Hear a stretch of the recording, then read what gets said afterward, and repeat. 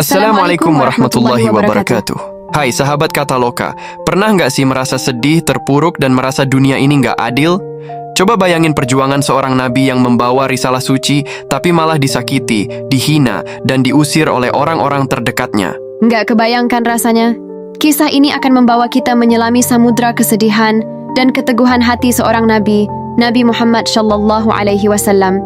Ceritanya kita awali dari Mekah, kota kelahiran Nabi Muhammad Shallallahu Alaihi Wasallam. Kota yang ramai, pusat perdagangan dan spiritual, tempat berkumpulnya berbagai suku. Disinilah, di sekitar Ka'bah yang suci, beliau dihormati, dicintai, dikenal sebagai Al-Amin, orang yang terpercaya. Bayangkan, hidup di tengah masyarakat yang menghormatimu, menyayangimu. Namun, semua itu akan berubah ketika beliau menyampaikan kebenaran yang diwahyukan Allah Subhanahu wa Ta'ala. Kebenaran yang akan mengubah dunia selamanya. Setelah menerima wahyu pertama di Gua Hira, wahyu pertama itu, surat Al-Alaq ayat 1-5. اقرأ باسم ربك الذي خلق خلق الإنسان من علق اقرأ وربك الأكرم الذي علم بالقلم علم الإنسان ما لم يعلم. Artinya bacalah dengan menyebut nama Tuhanmu yang menciptakan. Dia telah menciptakan manusia dari segumpal darah. Bacalah, dan Tuhanmulah yang maha pemurah, yang mengajar manusia dengan pena. Dia mengajar manusia apa yang tidak diketahuinya. Bayangkan betapa dahsyatnya wahyu pertama ini. Dan sejak saat itu hidup beliau berubah drastis. Orang-orang terdekat saudara, bahkan pamannya sendiri. Nabi Muhammad Shallallahu Alaihi Wasallam memikul amanah yang sangat berat. Beliau mulai berdakwah, menyampaikan risalah Islam kepada kaumnya. Wahai kaumku, seru beliau dengan suara lembut namun tegas, seandainya aku katakan di balik bukit ini ada pasukan musuh yang siap menyerang, percayakah kalian?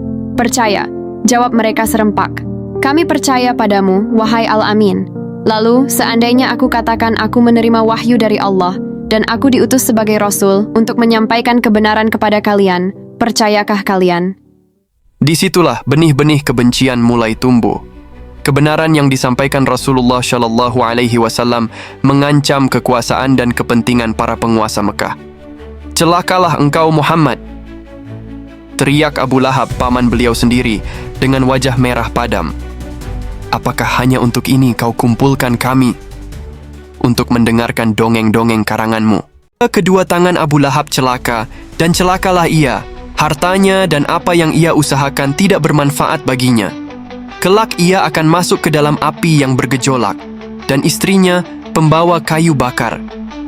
Firman Allah Subhanahu wa Ta'ala turun langsung membela nabinya yang difitnah dan dihina. Renungkanlah betapa dahsyatnya perlawanan yang dihadapi Rasulullah, bahkan dari orang terdekatnya. Ummu Jamil, istri Abu Lahab, bagaikan api yang terus mengobarkan kebencian. Ia menebar fitnah, menyebarkan berita dusta, menghasut orang-orang untuk menyakiti Rasulullah SAW. Bayangkan, bagaimana hancurnya hati beliau, dikhianati dan dibenci oleh keluarganya sendiri. Quran Surah Al-Ahzab 33. Innama yuridullahu liyudhiba ankumur rijsa ahlal baiti wa yutahhirakum tathiran. Sesungguhnya Allah bermaksud hendak menghilangkan dosa dari kamu, wahai ahlul bait, dan membersihkan kamu sebersih-bersihnya. Ayat ini menunjukkan kemuliaan keluarga Nabi, namun justru dari keluarganya pula beliau mendapatkan cobaan yang sangat berat. Pernahkah Anda merasakan sakitnya dikhianati oleh orang yang Anda sayangi? Tak puas dengan cacian dan makian, mereka memberlakukan embargo ekonomi. Nah, sedikit info dari Kataloka. Embargo ekonomi, yaitu sebuah larangan yang dibuat oleh suatu negara terhadap negara sasarannya, di mana negara ini membatasi seluruh kegiatan ekonomi, baik itu ekspor maupun impor. Mekah, kota perdagangan yang ramai, kini mencekam. Pintu-pintu pasar tertutup bagi pengikut Nabi Muhammad. Makanan menjadi langka, anak-anak menangis kelaparan. Orang-orang lemah terbaring sakit tanpa perawatan. Bayangkan betapa sulitnya hidup di bawah tekanan seperti itu. Mereka diuji dengan harta dan jiwa mereka. Quran Surah Al-Ankabut 2. Ahasiban nasu an yutraku an yaqulu amanna wahum la yuftanun. Apakah manusia itu mengira bahwa mereka akan dibiarkan saja mengatakan kami telah beriman sedang mereka tidak diuji? Allah Subhanahu wa Ta'ala menguji orang-orang beriman untuk meningkatkan derajat mereka. Dan tibalah ujian yang lebih berat lagi. Tahun 619 Masehi, dua orang terdekat beliau wafat, Khadijah radhiyallahu anha, istri tercinta yang selalu mendukung dan menghiburnya, dan Abu Thalib, paman yang selalu melindunginya dari kekejaman kaum Quraisy. Beliau benar-benar sendirian, kehilangan tempat bergantung di dunia. Dapatkah Anda membayangkan kehilangan orang-orang tercinta di saat Anda sedang berjuang? Betapa hancurnya hati beliau. Quran Surah Ad-Duha 1-2. Wadduha wal laili idha saja. Demi waktu duha, ketika matahari naik sepenggalah, dan demi malam apabila telah sunyi. Allah Subhanahu wa Ta'ala bersumpah dengan waktu duha dan malam, menghibur nabinya yang sedang bersedih.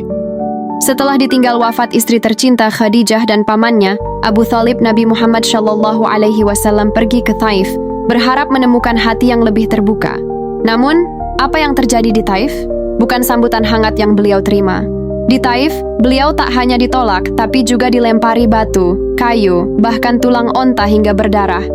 Bayangkan, betapa sakitnya fisik dan batin beliau saat itu. Luka fisik mungkin bisa sembuh, namun luka hati, siapa yang tahu? Dalam kesendirian dan kepedihan yang mendalam, beliau mengangkat tangannya dan berdoa. Allahumma inni ashku ilaika dha'fa quwwati wa qillata hilati wa hawani 'alan nas ya arhamar rahimin. Ya Allah, aku mengadukan kepadamu lemahnya kekuatanku, sedikitnya daya upayaku, dan hinanya aku di hadapan manusia. Wahai Tuhan yang maha penyayang di antara para penyayang. Dalam keputusasaan itu, malaikat Jibril datang menawarkan bantuan. Jika engkau mau, kata Jibril, aku akan perintahkan gunung untuk menghimpit mereka yang telah menyakitimu. Bayangkan, betapa besar kekuatan yang ditawarkan. Namun, apa jawaban Rasulullah Shallallahu Alaihi Wasallam? Beliau justru mendoakan kebaikan bagi mereka. Beliau berharap dari keturunan mereka akan lahir orang-orang yang menyembah Allah Subhanahu wa Ta'ala. Masya Allah, kemuliaan hati yang luar biasa. Di tengah kesedihan, Allah Subhanahu wa Ta'ala mengirimkan seorang hamba yang sederhana, Ad-Das.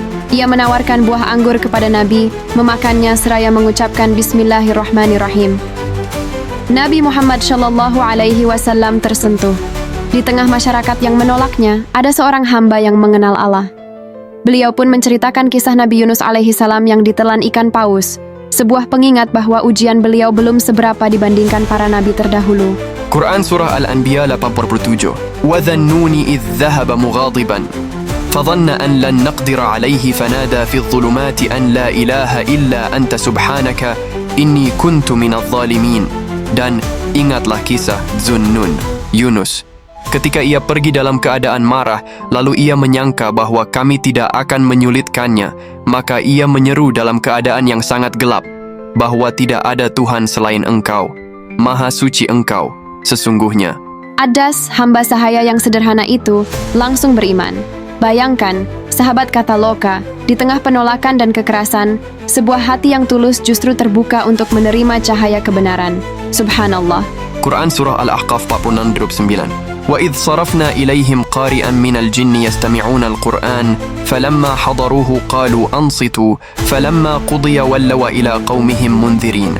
Dan ingatlah ketika kami hadapkan kepada mereka, golongan jin, beberapa orang dari jin yang mendengarkan bacaan Al-Quran, maka ketika mereka menghadiri pembacaannya, mereka berkata, diamlah kamu untuk mendengarkannya. Maka ketika pembacaannya selesai, mereka kembali kepada kaumnya untuk memberi peringatan. Di tengah ujian yang berat, Allah Subhanahu wa Ta'ala memberikan anugerah Isra Mi'raj kepada Nabi Muhammad SAW. Kata Loka akan membuat pembahasannya di video lain. Jadi subscribe, jangan sampai ketinggalan video menarik. Nah sobat, kisah perjalanan dakwah Nabi Muhammad SAW ini mengajarkan kita tentang arti kesabaran, keteguhan hati, dan kekuatan doa. Apakah kita akan menyerah ketika dihadapkan pada cobaan? Ataukah kita akan tetap berjuang dan berserah diri kepada Allah seperti Nabi Muhammad SAW? Semoga kisah ini menginspirasi kita semua. Jangan lupa subscribe channel YouTube Katha Loka, like, komen, dan share video ini ya.